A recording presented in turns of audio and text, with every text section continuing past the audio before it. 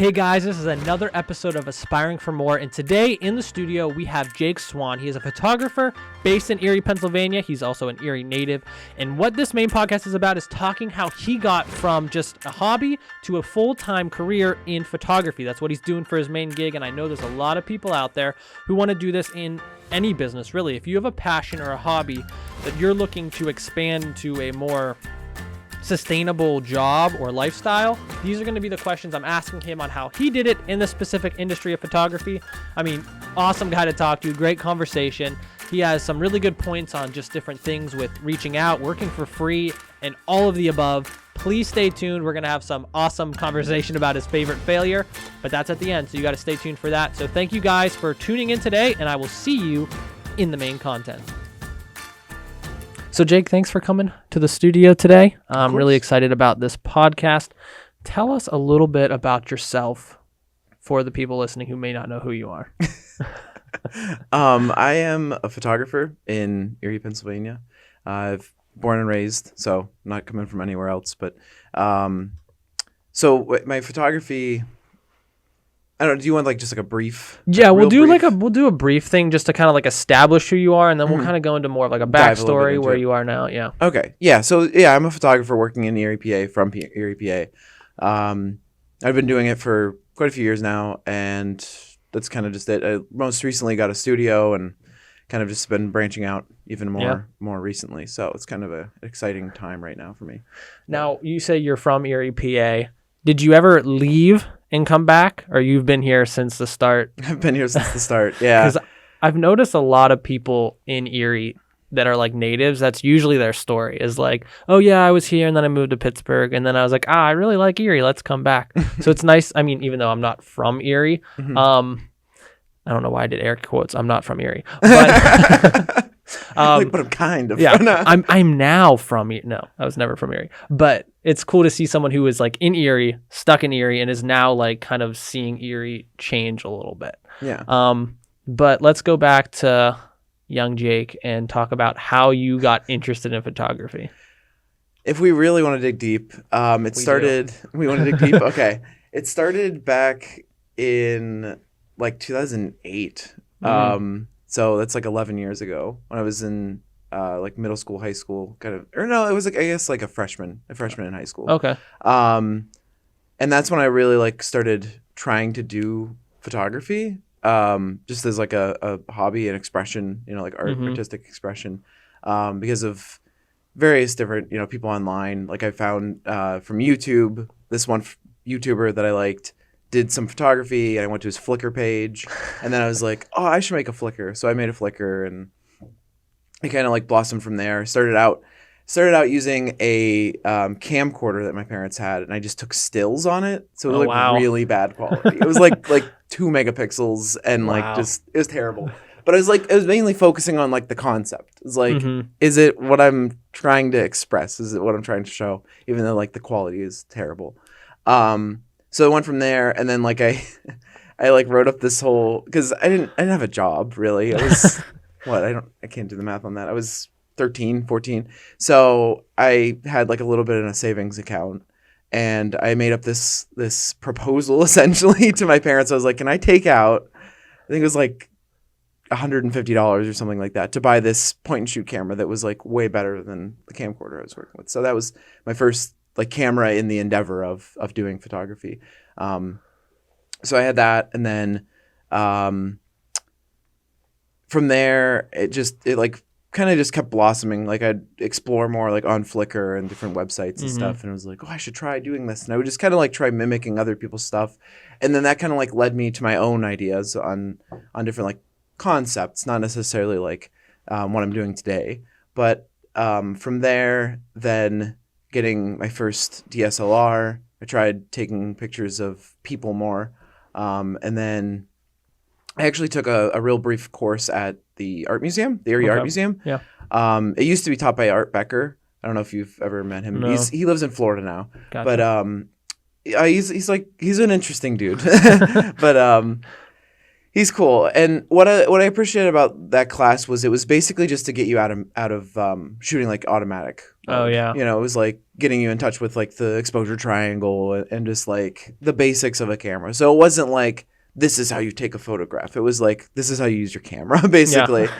And he had like little assignments that he would give you every week, and it was I think 5 or 6 weeks long. It was only one class a week, and then you'd come and he would like critique them essentially. It'd be like, oh, okay, so. Like one of the assignments that sticks out in my head was we had to take, I think, like 10 different pictures of a stop sign. Oh, wow. So it was like kind of like forcing you to like find perspective on a very ordinary object and just that like object on its own. So that was kind of neat. Stuff like that. And you'd like print them out at Walmart or whatever and then bring them in and you'd be like, oh, what I like about this one is this, or what you did that was interesting is this. So it kind of helped you grow from that angle. And then kind of didn't really do much with it. Like I would still do it as a hobby, but I wasn't really pursuing it into like the later years of high school and then after graduation.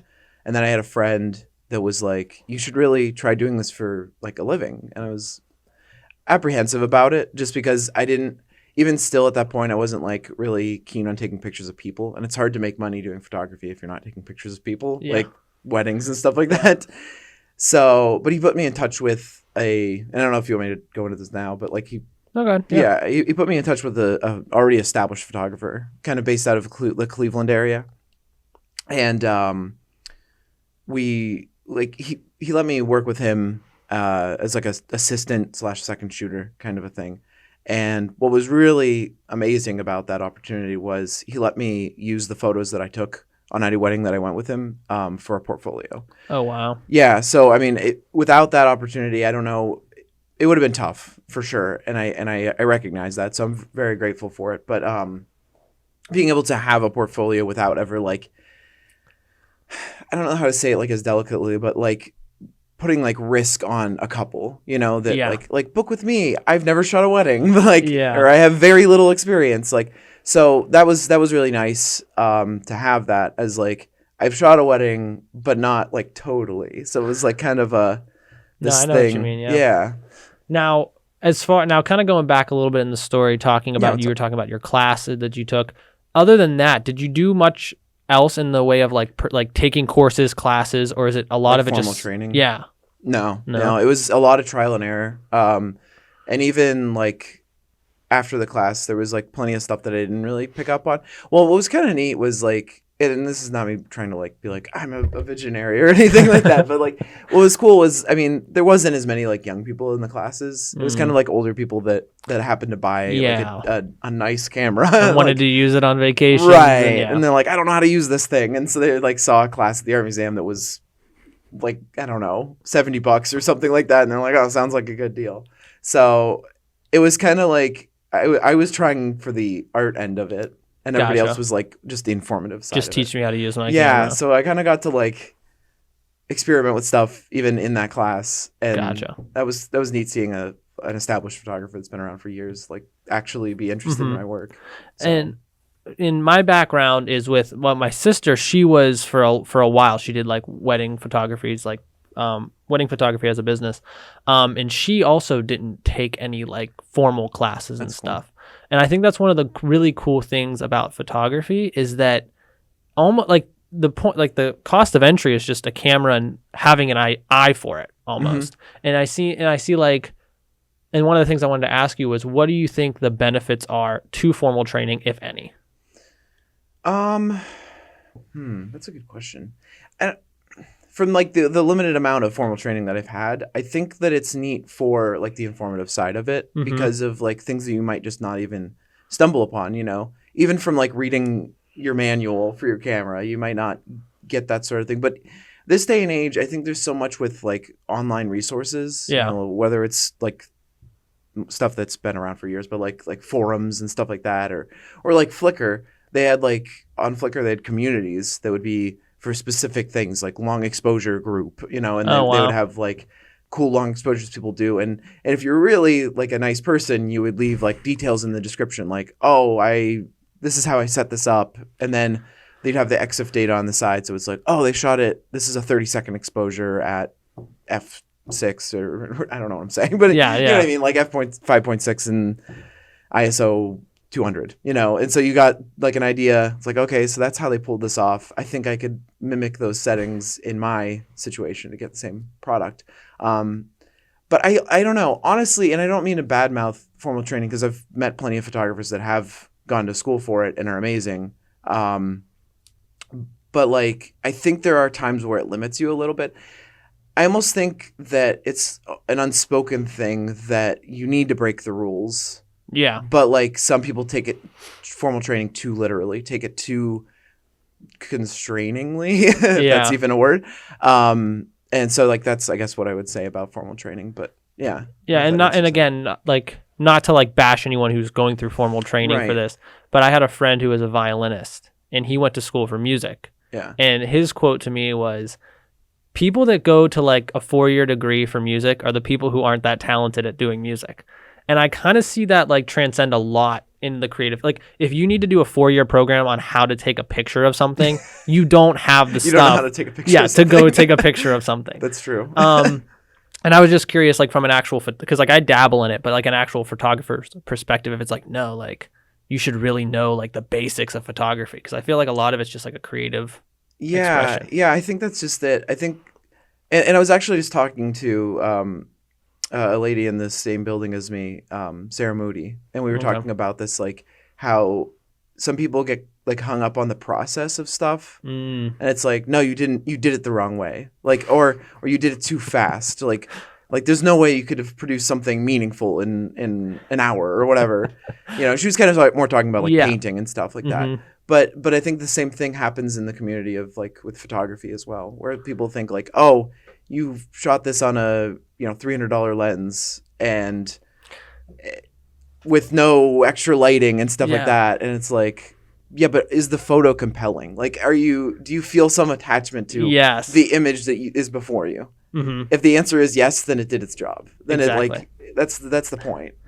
Yeah, and you don't need a lot of training to be able to do that. A lot right. Of if you have the eye, you have the eye, or whatever. You know, if you happen to capture it, that's just what happened. That's good stuff. Yeah. Now, before your intervention with your friend telling you that you should pursue this full time, what was kind of like your idea of where your life was gonna like lead? If you had one? I don't have any idea, honestly. I mean, that was like so when I shot my first wedding, I was 17. So, wow. Yeah, so it's kind of like at that weird age where I don't know. Yeah. There's not many kids that know exactly where they want to go with life. I think like at a really earlier age, I wanted to be an electrician. I don't know where that dream came from. So then I was like in electronics at the tech school up on Oliver Road. And I stuck with it even though I was doing photography like anytime I wasn't at school. Yeah. Just because, I don't know, I have this weird like thing in me where I feel like if I start something, I have to end it. Like I can't just quit in the middle. I don't know. It's like, I don't know if I'd say obsessive, but it's like weird. Like you like to see things through. Right. I would have felt weird if I was like, I signed up for electronics and then I quit 1 year later and then I did this and I quit 1 year later, you know? Yeah. So it's like, is this going to take me anywhere? Like, well, it didn't, but still it kind of like taught me persistence and like sticking with it. Yeah. And in that same kind of area, I agree, because like to me it's like, well, what if I want to do that? You know what I mean? Right. Like if like, because I did it where like, I mean, I started to try and learn how to weld, and the only reason I quit learning how to weld is because I moved away from the welding teacher and I didn't have access to him. But I was like, you know what, I'm probably not going to become a welder, but like what if I had to weld something, or what if I didn't have a job and I needed to learn? Like you at least have your like feet wet in it. Yeah. You know, like it's not like ridiculous that you could ever turn and do that again. Exactly. Like the waste, like, you gotta make sure you're not wasting your time with something you're hating. Right. But if it's just a skill, you might as well follow it through. Yeah. I mean, it's just time. Yeah. But no, that's really cool, because the aspect that I'm seeing it is like you kind of like, you were just growing up. You didn't know what your life was going to be like, but you're like, hey, let me try and pursue photography. Do you remember your very first like solo shoot and what that was like? Well, the first wedding I shot was solo. Yeah, oh, okay. Actually. So it was my cousin's wedding. Okay. Yeah, and she just like based on, I'm like, this is like a plug for Flickr, even though like Flickr is not really like a thing anymore. It's like technically a thing, but not really. But yeah, she just like was following my as a supportive cousin, like just Yeah. following my work on there, and was like, I really like what you're doing. Like, you should shoot my wedding. Like, I don't care how it turns out. Basically, like, Gotcha. so like, okay. And at the time, it didn't seem as crazy as from now. I'm like, why? Like, I would have never like, I would have never asked like just some, not necessarily the age thing, but like just the idea that I didn't shoot a wedding ever before. Yeah. Like, and the only pictures of people were like from afar, like strangers from afar, or like my sister was my model from like the beginning, like of like trying to do different stuff. Yeah, poses and portraiture stuff. Yeah. Hmm. So, yeah, there was that, and then like, so after my friend did the like, connected me with a photographer, I do remember that wedding. That was interesting. I don't know. It was interesting because it was like, it was enough time between my cousin's wedding and that one, and then the few in between where I shot with that established photographer. Yeah, so it was yeah. like my perspective on a wedding day changed a lot because of working with someone that does Done it. Yeah, that does it like a lot. But then I was also like trying to tap back into like, what's my style though? Like I don't want to just like mimic this person. Exactly. Yeah. Yeah, that's important, I feel like, because people want you because of your style. They like how Exactly. you portray and capture something. Exactly. Is that something that's pretty common in the photography community where like you buddy up with a photographer and they teach you, or is that not as common? I don't know. I mean, I think it's moderately common. I Okay. think like, because I've heard of plenty of situations where people will like buddy up, but I don't know from the beginning. That's Okay. the only part I don't know. Because like I follow plenty of photographers that are like, oh, second shooting for so and so today, and it's like, but they have their own business. They're not just Gotcha. like They're not- that person's second shooter. It's like they reached out and said, hey, can you second shoot this wedding with me? So I think like there's, which is kind of neat, and I hadn't done that since like my mentor until about a year ago, actually. About exactly a year ago, I shot with this photographer in Buffalo, and actually I reached out to her for our wedding. She was for my wife and I's wedding. She was busy for our wedding, so we had to go with someone else. But so that was kind of how like we had contact, and then like following each other on Instagram, and it was interesting being a second shooter again. It was like it was kind of neat though. I feel like it's like, because I've second shot with like my sister a few times, and it's nice because it's like so stress free for me. Exactly. Like you can see them like running around like crazy trying to get everything done, and I'm just like click click click click. Right. Like you don't want to like do bad. Like Yeah. you don't want to capture like you don't want to like put no heart into it, but it's not as demanding. Yeah, you're more free to do your own thing. Yeah. Like like especially being established like you are, what you like to do. You like the shots you like to get, so it's a lot more like free flowing. Like let me just try and capture like the best that I can do, because I'm not trying to get every little detail in place. Exactly. For sure. I agree with that. Now, do you ever bring on any like starting off photographers to like mentor? I've done it. Let's see. I've done it like twice. Okay. I had a friend that second shot with me quite a bit actually, but he wasn't really trying to do photography. He kind of just so I have like this other friend, Levi, who's actually works right over here. Yeah, right that across sides. Yeah. And he's like really into cameras and stuff like. I mean, he does mostly video work, but he's into photography as well.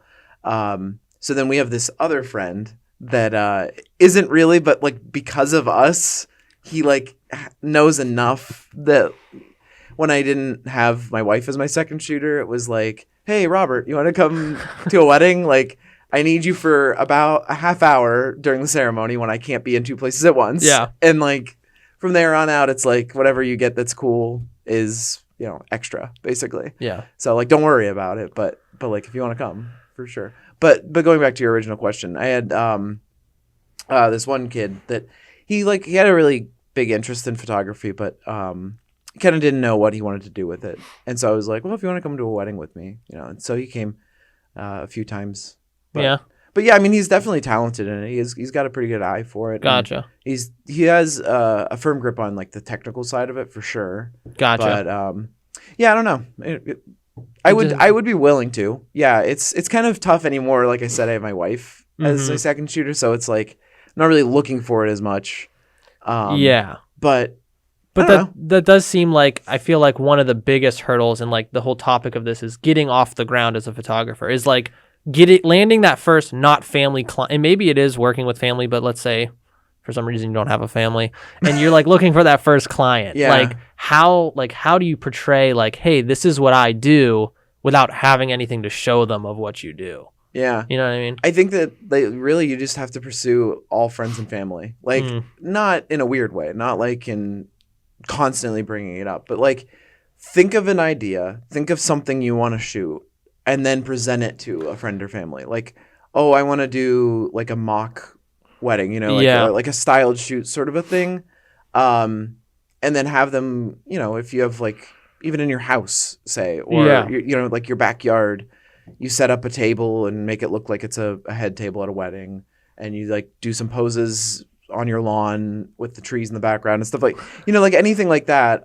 Stage your own stuff. Yeah. And just, you know, have them dress up a little bit and then use those photos like heavily when you're pushing like this is what I could do. And I think starting with like things that are just like anniversary shoots or like family sessions, stuff like that not that it doesn't matter, but like if they wanted to get them redone by someone else a month later, it's not really going to be much skin off their back, you know? Yeah, it's not like a one-day event that's Right. huge in If their it's life their that wedding, they're hoping never to repeat again. Right, exactly. So I think that's just it, like starting small. And it's a tough thing. I see it constantly with other photographers that like want to start, like get their big break, as it were.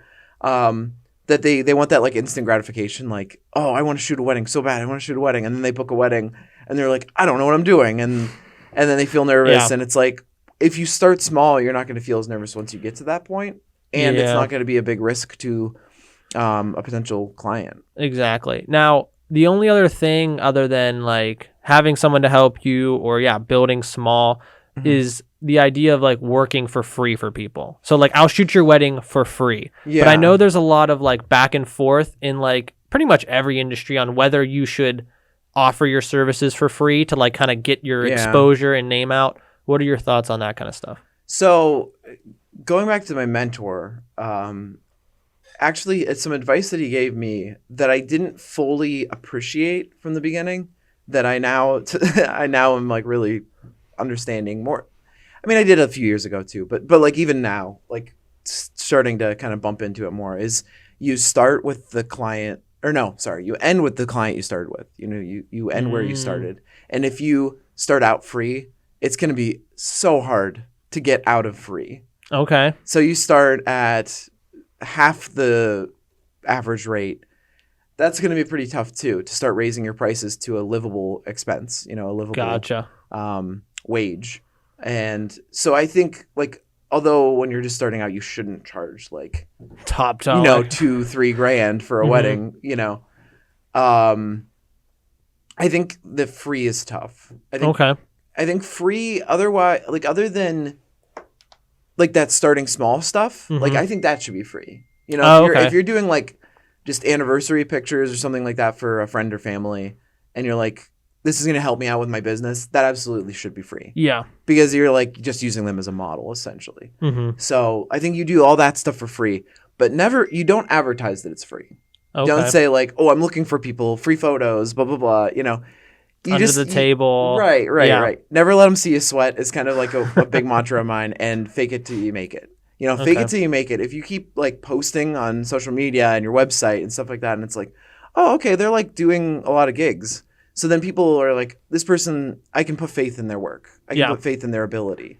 Because you could have that ability even without the work, but no one knows that. Yeah. It's impossible to show without the work. Yeah, and it seems like a lot of photography is based off of the perceived value of the client. Like the top, like the limit of what you can charge is endless if someone's willing to pay that. So if you're able, even if like you do a bunch of free stuff and nobody knows it's free and everyone thinks you're charging all this money and it looks like you should be charging this money, that's only going to help you more by like you said, not starting on the level of free. Now, do you think it's harder to get out of free than it is to get out of cheap? Or do you think it's about the same? If like the way we just discussed it, if you do free like that, then no. Okay. Because you can charge at like a normal rate. You know, obviously same, you know, still not Yeah. full, you know. Yeah, usually the way I look at the whole working for free is I would rather work for free than discounted at somebody. I could see that. It's kind of like, hey, if you need Because- alterations done, I'll do it for free, all of it, just because, hey, this is your first time. I want to get to know you, and it's almost like a gift to somebody. Exactly. Whereas if I'll do it for 50% off, then next time they're expecting 50% off. And the thing, I found that everything I know is from other people. So, and that's just life. That's how you learn, yeah. Right. But like my dad used to always say is like, never, like, if you're gonna give a discount, make sure they know it's a discount.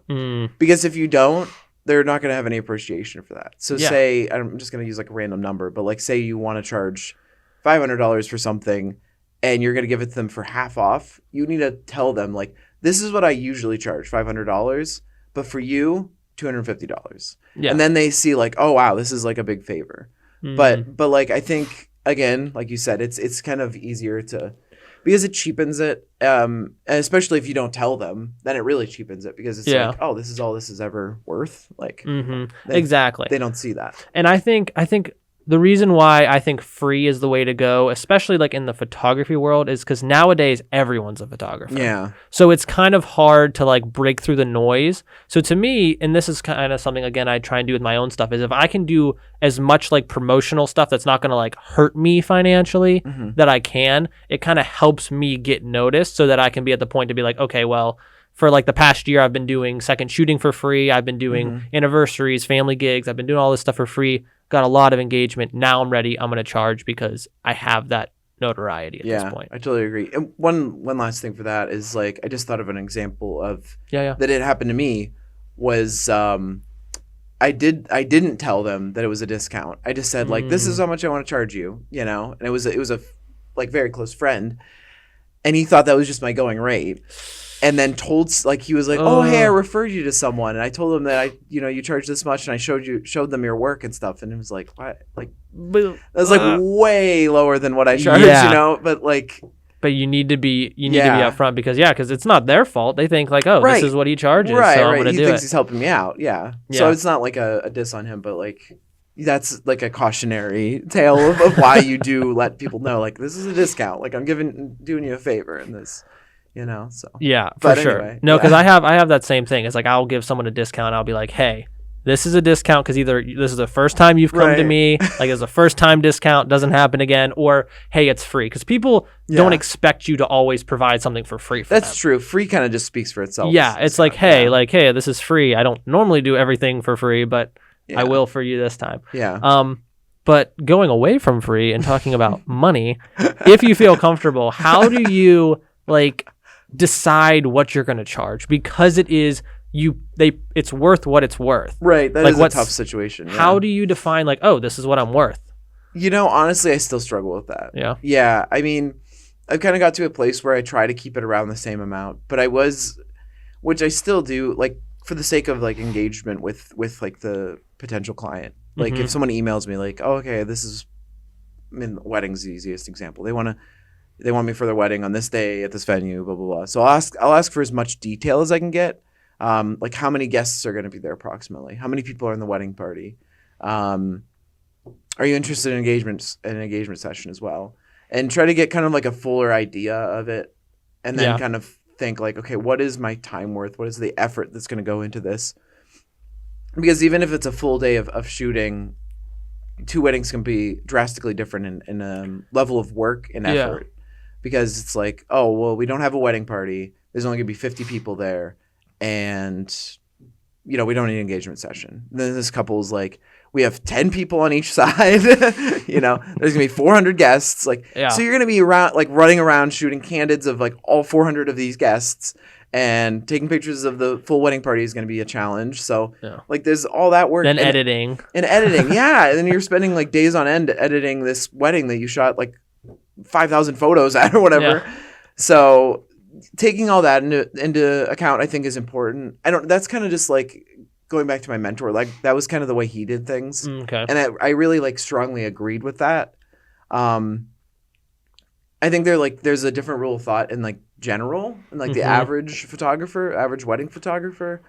So that's a little bit tough to dive into it for me at least.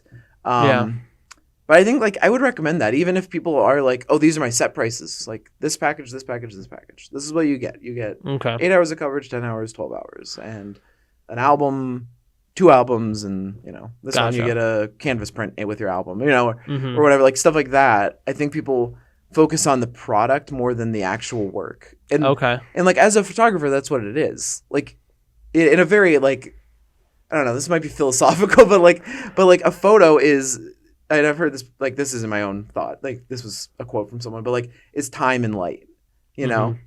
and so you're capturing time and light all day long, so that like in a very literal sense, it's the time, it's the Yeah. actual thing that is exposing to your camera, your sensor or your film or whatever it is, and that's like a tangible thing more than people realize. Yeah, for sure. I mean, it's so, especially when you're talking about a wedding, it's so much. Like Mhm. this day is going to come and go, and these photos are all you're going to That's have it. to remember it. Yeah. Now, when you're coming up with a price, is it like do you have like an hourly rate? Do you have like, or is it all basically just all these different factors that's filtered in? Yeah, I kind of like I have like a number that I try to like circle around, and then it's like, okay, is this like more or less than the average wedding? And then I like bump it a little bit or bump it down a little Gotcha. bit. If it's an elopement, I'm like, well, I got to be a little bit reasonable. Like, Yeah, it's for two sure. people like in the woods with their family, or whatever. Like that's gonna Exactly. be way simpler, so it can't be ridiculous. Yeah, Charge the because full amount. one of the big things I saw that, and again, I've learned everything from other people too. Yeah. I was listening to this podcast. I think it's called The Future. I don't think they spell future the right way though, but I don't know. It's like a really like trendy graphic design studio out in California, Okay. and the guy is like really big on value-based pricing over hourly rates. And for I agree me, with that, yeah. it was like a huge unlock because Yeah. I was always like, okay, well, how long is this going to take me? How much do I want to get paid an hour? And that's it. Mhm. But like the thinking behind that, especially like someone like you in a creative space, is like so hard to do because say I charge like $50 an hour and it Right. normally takes me, and we're not talking about photography, but like say it takes me like an hour to make a sculpture for somebody or make a logo for somebody. Right. Okay, so I charge you $50 for that hour. But let's say I get better and better and better, and it takes me 20 minutes to make that same logo. Should I discount my work? That's a good point. Because you get more efficient. Exactly. Yeah, that's a really good point. And then if you look at it like, again, and he was using this same example of logo, he's like, look at Nike. That's just a swoosh. Yeah. How long did you think that took them to make But up? the value of that logo Exactly. is insane. So Yeah. for me, it's like value-based pricing makes so much more sense Oh, to me yeah. now. And I don't see how, especially, and I know some photographers are like, oh, it'll be a 4-hour shoot. I charge like $50 an hour. That's $200. Right, or Like, whatever. Yeah. How do you like, but no, it's cool to know that that's kind of how you go about it, is you kind of find individual factors Yeah. and just, obviously you have to consider what's my time in this. Like if it's Oh, if for it's a sure. 12-hour shoot, like Right, that how is a much do I want for factor. this? That is a factor. But like I don't think that should be just like The the model. crux of it all. Like the like yeah. Mhm. Exactly. But no, that was something that I really wanted to dive into because I wanted to get the content out there for people. And I've been waiting for a guest to be able to like blurt all that out on. And it was you. So thanks. Awesome. So we talked about free work. We talked about pricing, getting clients. Are you still in the stage where you'll take anybody who's willing to pay your price, or are you very selective on who you work with? I'm selective to a degree. Okay. I don't know, not in the sense of like discrimination, of course, but like Yeah. because like there are some times where I'm like, I don't think I'm the right fit for that. Yeah, I exactly. think there's people that look at photography, they don't appreciate it for what it is, and they want to think like, oh, a photographer's a photographer. I need a photographer for this event, Mhm. or this wedding or this, fill in the blank. And I'll look at it and try to get like that information I was talking about before. And it's like, if I feel like that's not my, like, we're not going to like mesh well, Mm-hmm. I kind of try to like steer away from it, Gotcha. for whatever reason. But I don't know, for the most part, I think like I'm pretty open to anybody. So Okay, because my thing is like the way I look at business in general, and I think it applies to photography, is that when you're starting out, obviously especially if you want to go full time, if you want this to be your full time thing, you need to take literally any job that you can get because it's content you can show my work. This is what I do. It's paying the bills for what Yeah. you need. but getting to that point where you're like, that's not my kind of gig. Yeah, and to speak to that, I mean, if you're in a place where you really need the money, I don't think there should be like shame in taking a job. Here's the thing, like, don't put it on your website. Don't put it on your social media, you know? Okay. Because there's no rules about that. Like, unless you have some weird contract where you're like, I will post 10% of the photos from your, you know, like, yeah. Like, I think couples understand that too. That you're not going to post, like in the case of a photographer, like you're not going to post every photo you've taken, you know? So I think that's just it, is like being selective about your like showcase, as it were. Like another thing for my dad was like, he's in like the tool and die and like that industry. Yeah. But he does like laser engraving as well and stuff. But like he used to go to like trade shows and stuff, and they'd say like only put your best work in your showcase, you know? Yeah. So you like this showcase jam-packed with stuff, but there's some stuff that's like, oh, that's kind of weak. You know, like that's like doesn't really show that you're talented at what you're doing. Oh, that's really good, but it's like buried behind something. You know, like all this stuff. Yeah. So like it'd be better to have a showcase, as it were, that's like sparse looking, but like insanely solid. Really you good. Know? Yeah. Really good. And that kind of, I was going to ask another question, and I think that kind of covers it, is when you get a client that is not photogenic whatsoever. Like, it's hard to pose them. They're stiff. Yeah. They're like smiling like this. Like, what do you do? And yeah, you don't have to promote everything you do. Right.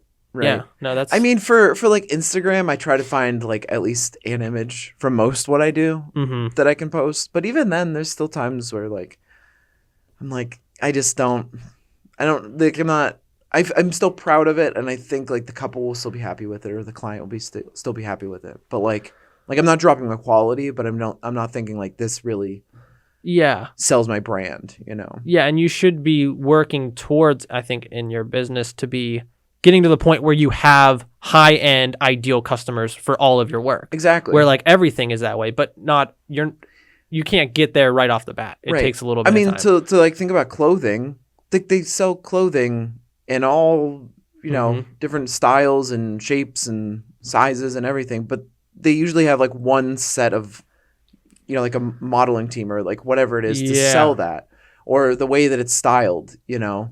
So you might think of, I can't think of like a good example for clothing, but like, I don't know, like I especially this day and age, you see so many people like mix stuff up, you know, like streetwear and stuff like that. People will take stuff from like work gear, you know, like Carhartt brand, like brands like that, and like make it high fashion looking. But that's not what Carhartt was selling it as. But that doesn't mean you can't. That doesn't mean you can't do that.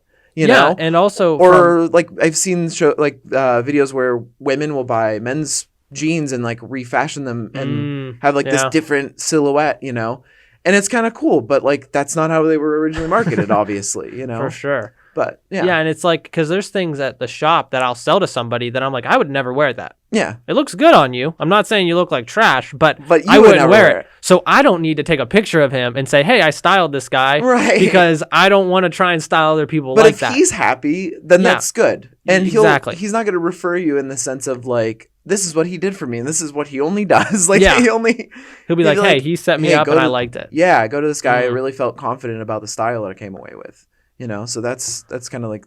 Well, that's a cool little tip. Yeah, I think that's it. Now, when it comes to social media, though, are you that same way that like if you don't have the ideal image you want to post, you're not going to post, or are you just always like, what's kind of that strategy for advertising? That is like a weird pressure in the modern age of like, because there's times where I'm like just so thrilled to post what I'm posting. But then there's other times where I'm like, I haven't posted in 3 days or whatever. And I know that might sound dramatic, but I think like you have to be in front of people's faces constantly. That's really that's the like blunt truth of running a business, especially like photography is a very visual business, obviously. So if you're not showing people what you do, then what are you showing them? You can't, I mean, even a blog is only worth so much in the photography community without images to accompany it, you know? For sure. So I think that's just it, is like, I don't know. There's times where I'm not so confident in a post, but I feel like I have to post. I don't like being in that position, but It happens. Yeah, because I mean, you don't want to become irrelevant by not posting for like a months on end, and then throw something out that's amazing. But since nobody's accustomed to looking at your stuff, it's like, okay, well, what does this mean? Yeah, then they think it's an ad or from a different photographer or whatever, and they just scroll past it. For sure. Now, is social media really the only way you kind of like advertise and put your work out, or are there other avenues you? I've done a few different things throughout the years. Like so like last year, it wasn't over just the calendar year. It like went February of this year. I don't know. Something like that. It was like almost just last year. It spilled over into the beginning of this year a little bit. But was Wedding Wire was the service that I used. And it was like it's like basically like a directory if you're not familiar with it. So you go on there and you like as a couple, you would go on there and type in like the place that you are and like you select from a drop down menu of like what vendor you're looking for. So you're like, oh, I'm in Erie, PA, and I'm looking for a photographer. I'm looking for a DJ, a venue. Okay. Whatever. Yeah. The wedding venue or wedding vendor. It's like Yelp for wedding planning. Kind of. Yeah. Okay. Yeah. So you're like looking for a specific vendor though, and so I did that, and advertising on there translates to being on like the front page of it. So when people type in, and I was in the Cleveland market because Erie's not big enough to be its own market on Wedding Wire. They kind of like lump them in, like the centers and then like a certain radius around it. Yeah. Yeah. So people anywhere, in the area that would type in photographer, I'd be on that first page. And then a tier above that there's like 4 or 5 photographers only at the top of the first page. And so like those are expensive spots to get, but like I don't know. I try to put myself in the shoe of like if you're thinking about like online shopping, and you type in, you're on like Levi's website, and you're like, what are the best jeans, and you're like top rated, and there's like 3 at the top, and then there's 12 more on that same page. Like, are you gonna be like, well, these 3 at the top are the only ones I'm gonna look at? Like it'd be kind of crazy. But like, what if you don't like that style? So I just like went with that first page. This is a long story. I'm sorry. I'm making this way too long of a story, but basically I did that, and then I've done like promoted posts on Instagram, and what else have I done? I've kind of like something that I'd recommend is like, especially if you've shot a wedding at a venue that you particularly love, trying to like network is so awesome.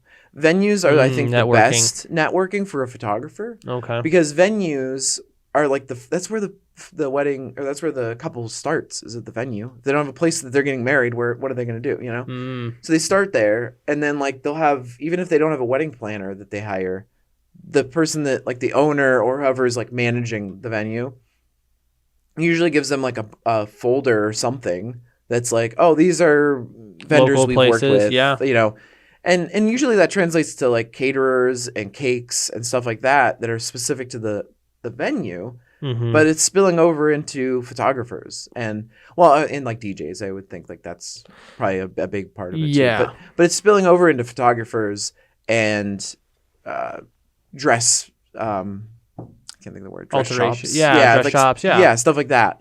So I think like there's still a value in it if you reach out and you say like, I love shooting this wedding there.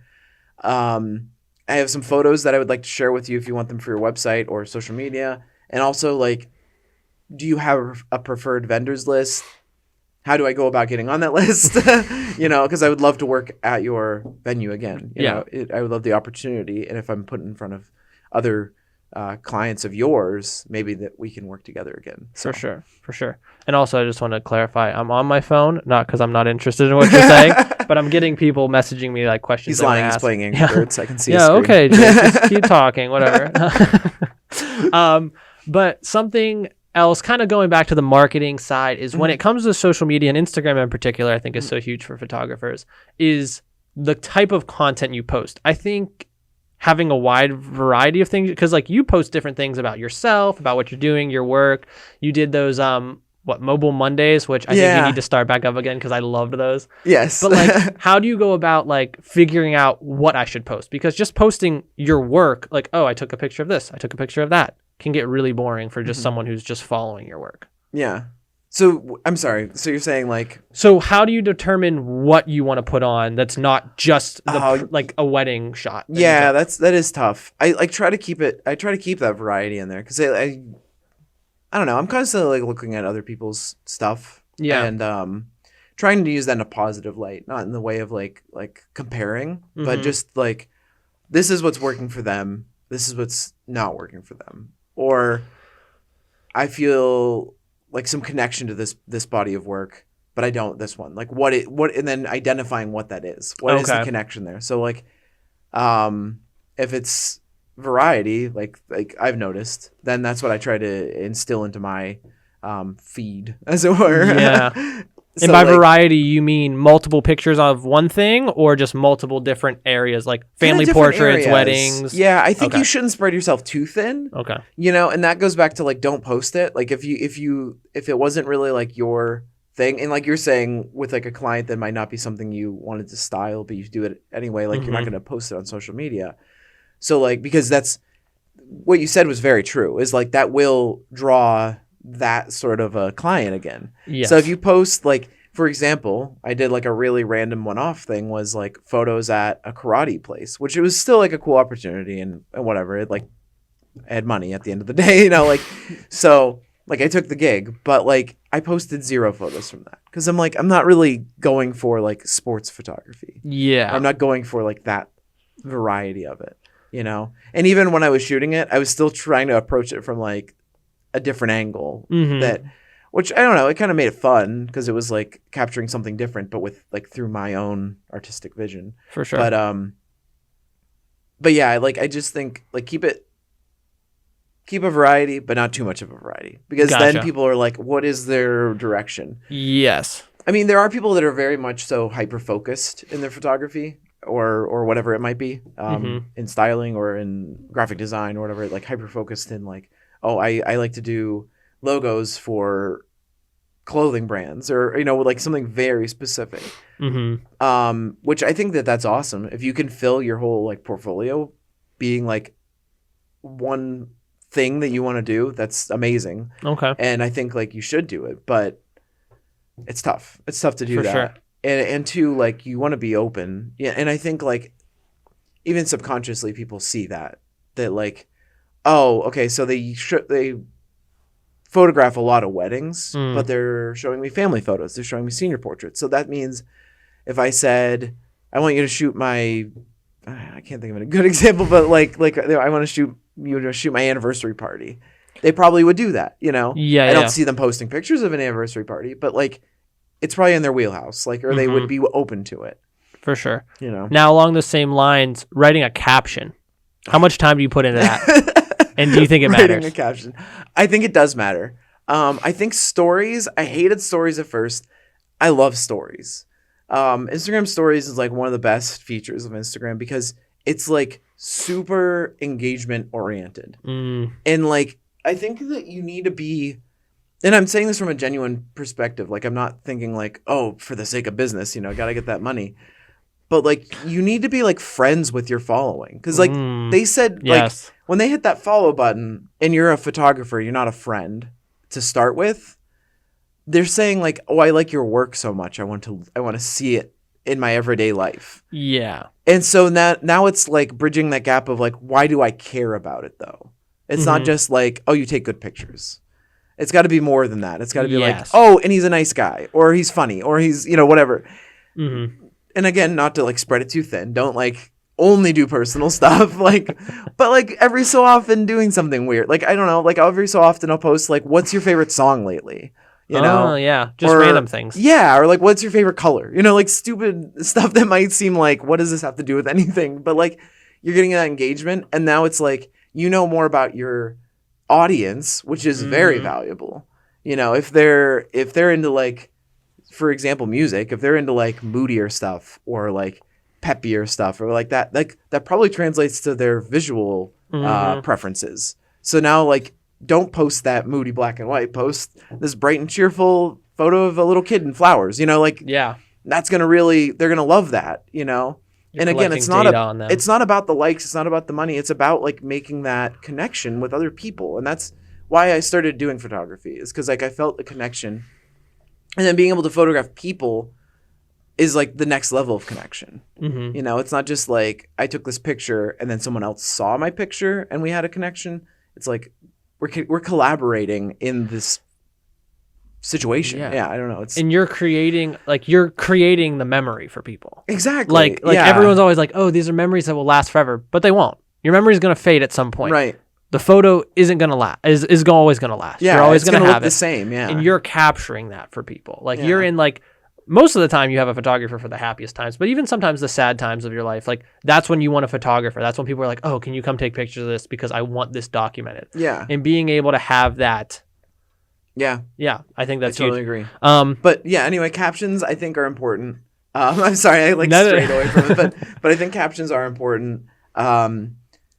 But I think like approaching it from like this, like how most people use stories is a good idea too. You know, like, and I've seen you do that all the time is like asking a question, because then you get comments, and then with the Instagram algorithm, the more engagement on a post, the more it pushes up to the top of people's feeds. Exactly. So then you get more comments, and it's not about like, oh, I got 50 comments and 300 likes. Yeah, what does that do for you? Right. No, it's like, I successfully connected with people. Like that's awesome. And that's what you're trying to do. That's business. Yeah. Right. Network is so huge. Yes. And the reason why I really wanted to dive into this, because mainly I have a lot of opinions I want to share and I wanted to hear your side, but I love how you were talking about, don't be too spread thin. Mm-hmm. And that's something that I had a huge issue with up until like 2 weeks ago. And I hate to admit it, but do you know who Jasmine Star is? That sounds familiar. She probably still would be, but she at one point was rated like the most sought after wedding photographer in the world. She was like this huge, big time photographer, and she kind of started like you. She didn't go through any formal training. She was like, hey, I want to do photography, and she like really built herself up to like the best in America, the best in the world, all this great stuff. And now what she does is she talks about social media and like how to just run a business through social media. Okay. And one of the things that she said that like changed my whole perspective on social media is you need to have your ideal client in mind when you're posting your posts. Yeah. Because I would agree with that. My problem is like, okay, what content do I think people will just generally connect with? What do I think someone's going to be like, that's interesting? Yeah. But when you're in the way she goes like super deep, and she's like, you should know this person so well. Like it should be like an imaginary like best friend that you have. And when you're writing your social media stuff and you're posting things, it should be 100% geared towards just that one person who is your ideal customer. Yeah. And that way you attract people to your feed who are close to that. Mm-hmm. So that way you get ideal customers interacting with you, engaging with you. And people don't want to go on a social media that has no purpose or direction or message. Mm-hmm. And when you went through mine, it was like, what is this guy doing? Like he's doing everything. Like chill. So like the past 2 weeks, I've really tried to define like, who is my ideal customer? What do they want? What do they care? Like what TV shows did they like as a kid? So I can reference it to like make them engage with my posts more. Right. Like small things like that. And I think I see a lot of photographers not know how to do that because like they'll be like, here's my photo. I shot this with a 34 millimeter and this exposure. And it's like a client doesn't care. Right. At all. Other photographers do. Yeah. But you're not selling to other photographers. Yeah. But don't get me wrong, I've had my fair share of like generic captions, like because I run out of ideas, you know, and it's just like I want to post this. That's like the worst feeling. Like I'd rather be posting a photo that I don't like than to like not be able to express like why am I posting this? Yeah. Yeah, that's rough because it's like, oh, I'm so like excited about this, but I'm like, what do I say about it though? I think sometimes you just got to be transparent though. I think you need to just be like, I was excited to post this, you know? Well, that comes back into the personality of it. Like, hey, like they can see who you are through how you post. Right. And then if you're on your stories a lot and stuff like that, you know, people will be like, oh, I can picture him saying this, you know? Mm-hmm. Yeah. They're like saying it in your voice and your tone and your inflection. And I can see him saying like, I was excited to post this, you know, or whatever.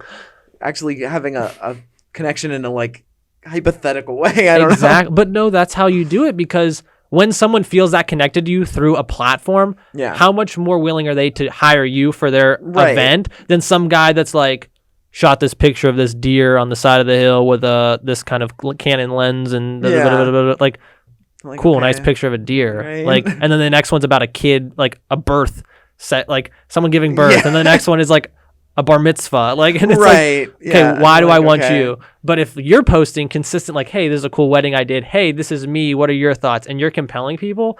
Obviously, 9 times out of 10, they're gonna go with you. And I think that's huge. At least start the conversation. Yeah. Yeah. And starting the conversation in the caption is like you're talking to people at a networking event. Like, would I just walk up to somebody and, again, I keep going back to this caption, but be like, hi, I shot this photo. No, you'd be like, hey, how's it going? I'm a photographer. This is something that I did. This is what I do. Yeah. Who are you? Right. Like, Right. that's I want just to get to natural. know you. Yeah. Social media is becoming just an extension of us that you can't treat it like it's just a portfolio anymore. But anyways, we're talking a lot about just social media right now. Let's get back to growing a business. Well, it kind of goes back to the comment about social media, but ideal clients. Do you have an ideal client? How do you find who your ideal client is? What's that process for you? I think like in a subconscious way. Like I think I've like found the ideal client, and I try to. I don't know. You asking me that question, I'm like right on the spot, just thinking about it. Actually, it's like realizing, like being able to reflect on a given shoot, a given session, a given wedding, whatever it is. And being like, I was so comfortable shooting that wedding. I was comfortable with the couple. I was comfortable with the environment. Not even just like the photos, not even like the result, but like that experience. And like, that's your ideal client. Gotcha. You know, like throw out all the, because it's easy to look at the end result and say that was your ideal client. Like, oh, this was like super trendy, and so that's my ideal client. You know, like it's really cool. Yeah. Like I could see this getting a lot of likes, or I could see this being on Pinterest. I could see this whatever. But and a lot of times that's what it translates to is like if you're comfortable and you're like really like blissful in that moment, they're gonna be comfortable and show you like their true self. And it's going to just like spiral into this awesome end result. I think that's just it is like, that's your preferred client, you know? Exactly. Yeah. That's just kind of how you come up with it. Yeah. I mean, are you asking specifically like what is like, if no, you don't have, I mean, what it is? if you want to, you can, but I'm just saying like, how do you get to the point of because obviously your ideal client's going to be different than many other people. But right. Right. How do you fit? Cause for me, the hardest part was like, well, I guess it'd be someone who likes what I like, things that I do, like, but it's not always that way. It's not. Because I think like looking back at like the last year or two, I had a few weddings that really stood out to me. And what stood out to me was not like, oh, this is what I would have done. You know, like I could have seen this being my wedding, or I could have seen, you know, or like, oh, I would have picked that suit for myself, or I think my wife would have looked good in that dress, or what, you know, whatever. It's not like that. It's like, wow, at the end of the day, like I really connected with, like I may have even like teared up during during one of the dances, like the father-daughter dance, or teared up during the first look, or you know, like was like had a huge smile during the best man speech or something, you know, like something that like happened throughout the day that like really hit me in my core, you know. So finding those things that like evoke emotion and then pulling them all together into like one ideal, like this would be the best wedding for me to like possibly be to. Exactly. I'd be crying the whole time. I would love doing the editing because these people are so fun to work with. Exactly. But no, that's a good way of doing it, because I know that was the hardest part for me, is just like, how do I start to think? Because like I would always end up going like, well, they like what I like. It's easy. But no, that's a good way of doing it. Now going really far back to like the very beginning of this podcast, we were talking, and you said something that like was interesting with me, and you were saying about you when you first bought your DSLR camera, you like wrote up this proposal for your family, and you were like, hey, I want to take out this money for this point. Oh, it was a point and shoot. Like, I want to take it out for this.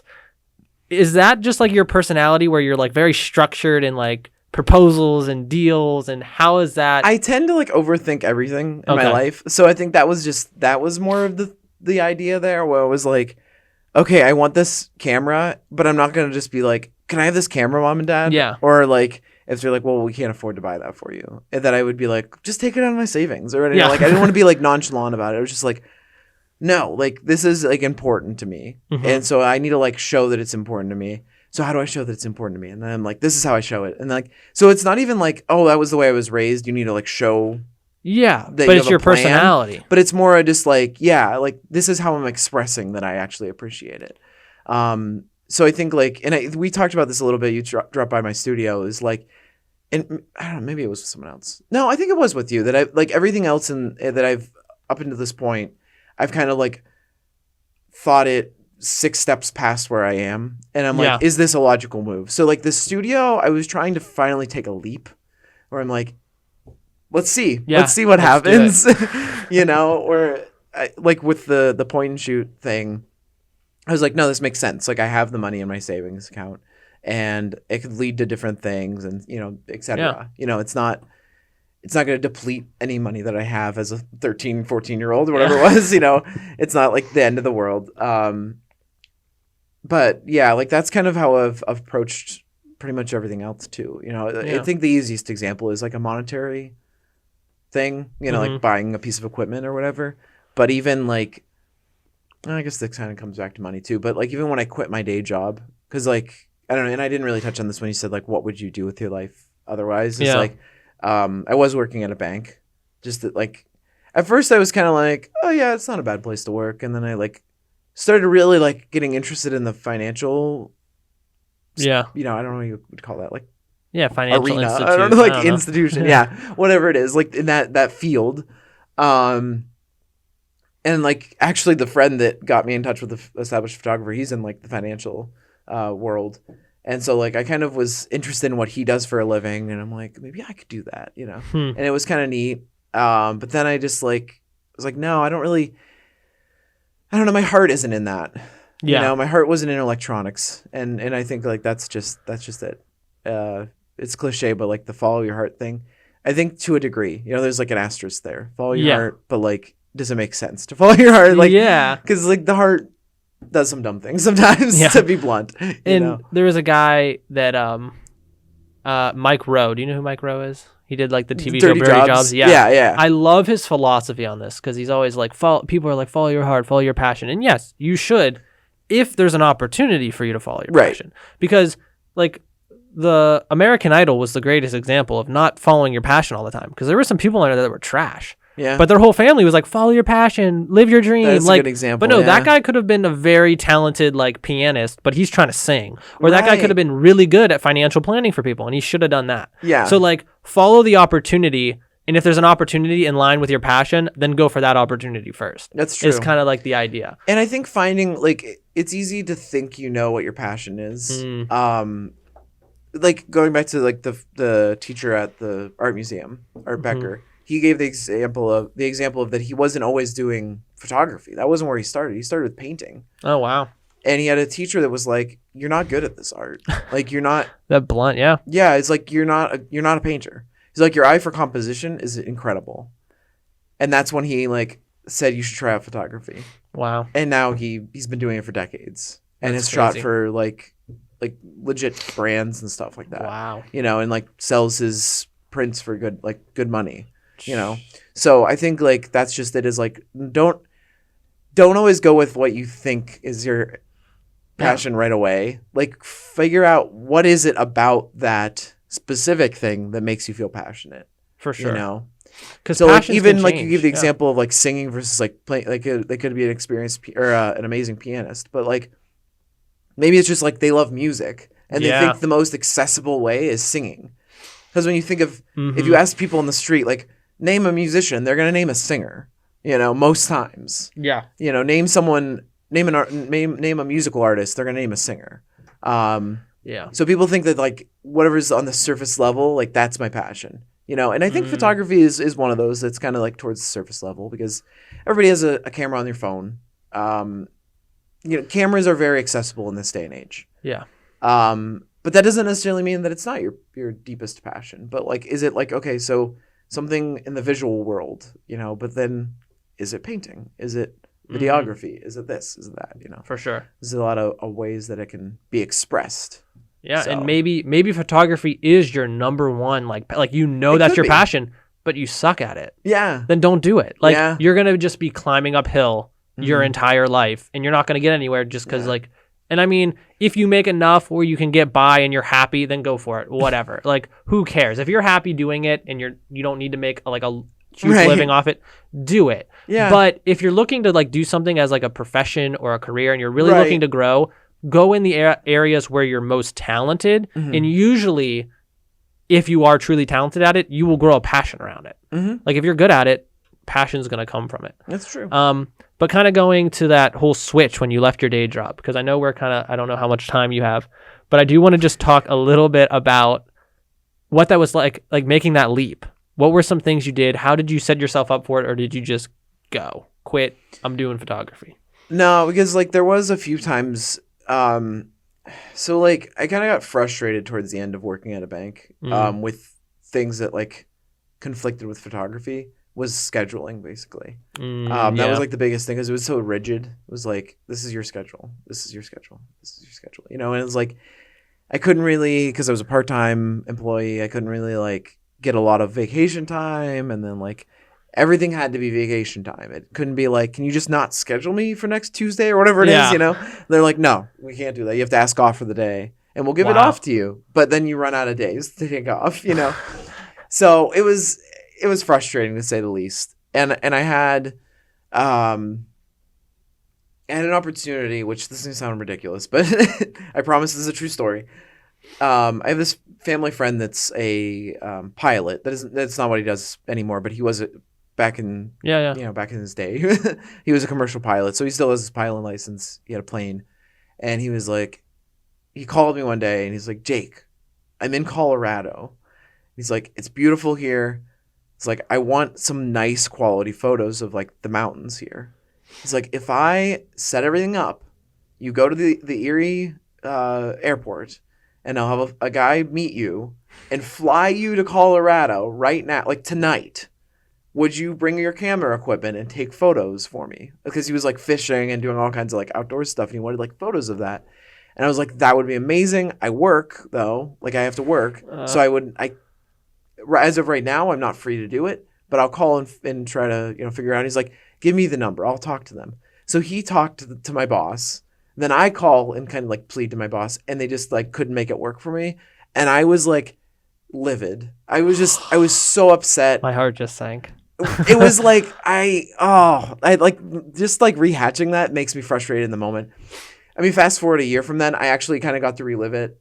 He invited me to do the same thing basically, but with my dad. So that was kind of cool. Yeah. Like, got to still go out to Colorado with him, and we flew in his plane. Like that was cool. So I didn't completely miss out on it. But at the time, I didn't know that was going to happen again. It seemed like a once in a, at least once in a while thing. Maybe not lifetime, but like not really, pretty rare. But so then like the next thing was I had an opportunity to shoot for a children's clothing line in England, and they ended up making that work for me. They like got they got people to cover my shift and stuff. So I got to do that, and then like another thing was coming up in the future, which actually ironically didn't end up working out, but I thought I was going to have to go on another trip, and I was like, I don't have vacation time. And so then I like sat down and I really thought things through. I was like, okay, so I have these bookings coming up. I'm like, still like kind of the busy time where people are looking for photographers. So I have a lot of potential for more bookings. And I just was like, I think I can quit my job. And I was at the time living at my parents' house, and they were like, if you really thought it through, we support you in this decision. And if like something comes up and you like can't cover because at the time I had very little like responsibilities. Yeah, living expenses. And stuff. I mean, I had like a car payment, but it was very little. It was in comparison to most. I think it was a pretty minuscule payment. And so they were like, if you can't cover your payment like 1 month, we'll be able to cover you. Like if you need like a little bit of a feeling of security, like don't worry about that part of it. But like, just obviously can't buy your car, but like do it and we'll support you as much as we can. So that was like really that was that leap there. I was like, I quit. Like I can't. Like I'm done. I'm like, I can't keep giving up experiences. It's like a mixture of like not wanting to miss out anymore and having that comfort zone to know that you can just chase after this thing. In reality, I think I could have quit like a year before that. Probably. Oh, really? Yeah. Just that. Not like when I look back at it, but again, I look at everything and I try to like go like 6 steps ahead of it. Where I'm like, it would have been a little bit crazy to quit a year before that. But like. Now, when it came to the bookings that you had these cool experiences while you worked, how did you land those? Did they just reach out to you because of the work they saw, or were you actively seeking? It goes back to being in front of people's faces, like just constantly. Excuse me, sorry. You're good. But like the children's clothing line thing, that was wild because it was like a friend of a friend. Sorry, I'm like going on and on like No, an you're old good. man with As stories. long as you have time, we have time. But basically, like, long story short, it was like a friend of a friend mentioned something casually one time, like, oh, I have this friend that has a clothing line. I was like, oh, that's cool. Like, if they ever need a photographer, let me know. You know, Yeah. just kind of almost half jokingly. Yeah, And then unless. like months later, they call me and they're like, hey, like I'm here with my friend that has the clothing line, Sam, and she wants to hire you to do like her next collection. And I was like, okay, what? Wow. So Dang. yeah, and it was gonna be in New York, and then they're based out of Oxford, England, and so they're like it ended up her whole team is there and stuff, and so it was like, well, it'd be a lot more expensive for us to fly everybody here Than than to just bring fly you you there. Yeah, that's a cool experience. So I was like, yeah, I'll fly to England. So the networking you did was just kind of like with friends that you knew, or did you go to Yeah. events to like meet people? No. Friends, yeah. Okay. I think like, and like I think a lot of people probably heard the saying. It's like it's not what you know, it's who you know. And I think like as a kid that frustrated me because I'm like it should be what you know because it should be about your ability. It should be about your talent. Yeah. But that's not necessarily what that means. What it means is that like if you can be the most talented in the world, and that doesn't mean that you're not a good photographer if you don't know anybody, but you're not going to get the experiences to show your talent. Yeah. So like that's where knowing people pays off in the sense of like getting to express that. Mm-hmm. So I think that that's the value in it, getting to know people, and then it'll take you places in a very wholesome way, in a very like real way. Exactly. Not just to like get ahead, you know. Yeah, but like you said, it's how you get noticed. And I mean, and I think something that's really different about you that I don't see a lot of photographers have is you're really good behind the camera and in like out of the camera. Like a lot of people like to hide behind it, but you're a very personal person. You like to like you carry conversation well. Or I think a lot of people like why they like taking pictures is because they don't like pictures taken of them. Yeah. You know what I mean? And like I mean I can see that angle. I think that's like that goes back to the collaboration thing that like I think for some people it just feels trendy to say like, oh, I'm an introverted photographer that likes to hide behind the camera, you know. Which there are plenty of people that are talented in that. There's like this YouTuber Taylor Jackson that's like that's his whole thing that he's introverted. But like I don't know. I think it's up for debate a little bit that that he's like I think he just isn't as like overly comfortable with people, but he's collaborating because he directs people still and he like knows what he's looking for and like I also like I think a lot of people and this is like its own topic, but like people confuse introverted with like shy, and that's not necessarily what it means, you know. And I think that when people sell stuff like that, they're really like downing the idea of introversion, you know, like because I have my moments of being like introverted feeling, but I think that's just more like you're looking inward. You're not getting you're getting your energy from like inside, you know, versus like other people. Yeah, you know? for sure. And I think that that's just that is like most photographers have to have a little bit of an edge of extroversion to be successful in the sense of like getting a compelling image, you know. You got to insert yourself to be able to get those things for sure. Right. Because if it's not collaboration, then it's a very lifeless photo. Exactly. For sure.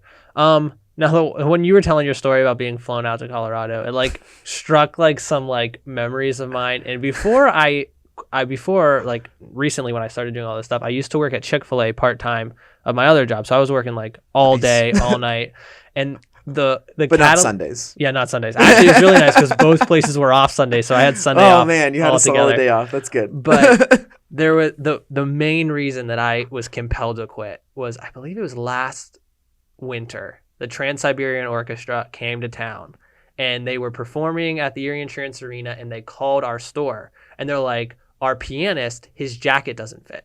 We need a tailor to run over here and like do some last minute alterations before he goes on the stage." So like the whole end of my shift at the Isaac Baker, I was like running back and forth and I was like meeting the guys and I was doing the alterations and I was doing all this amazing stuff. And then afterwards they were like, "Hey, like if you want to stay backstage and like watch the show, come on." And I was like, "I have to go to work."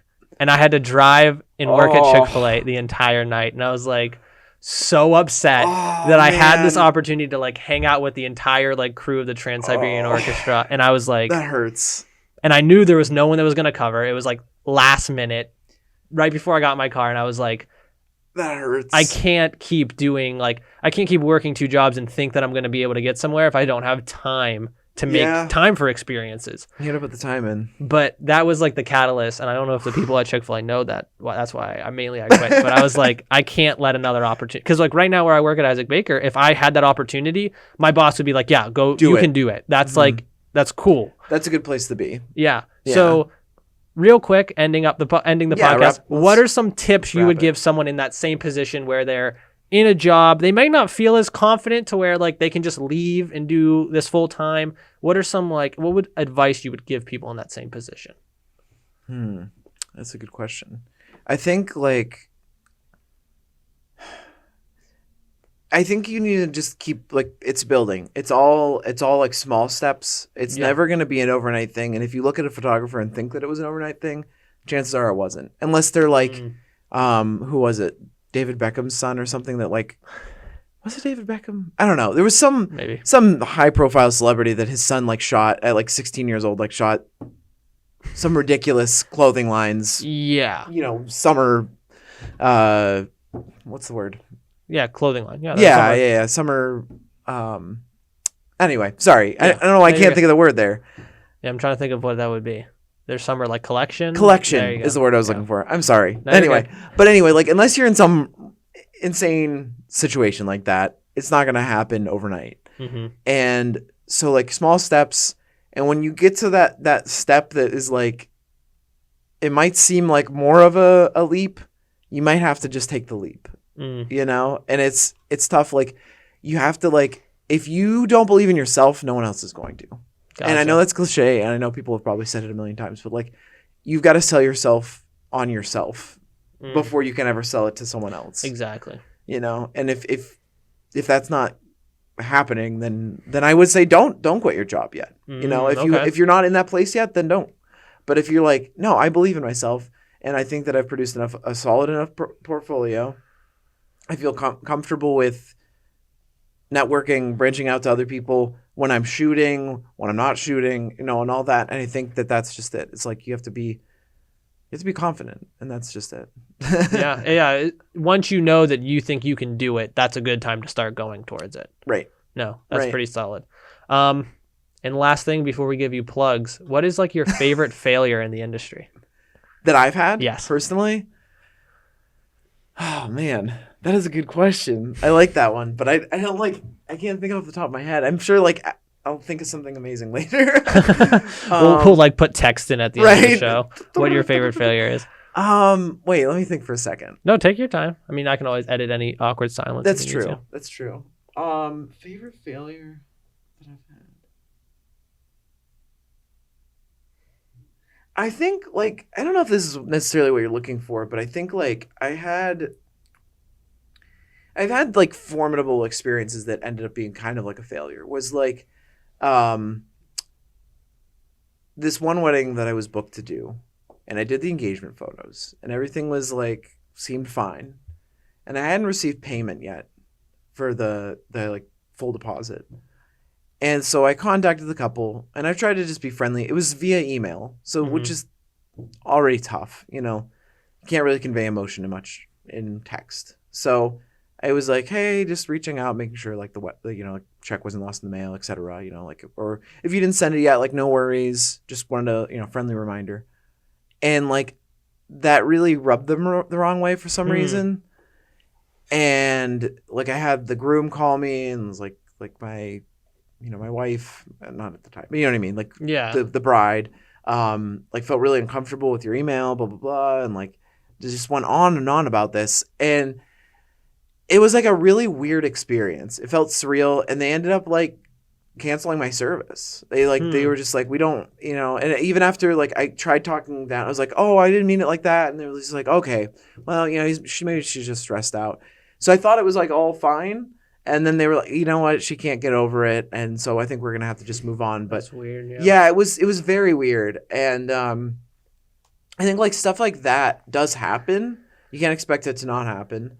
And a lot of times it's not your fault. You know, there's something going on behind the scenes.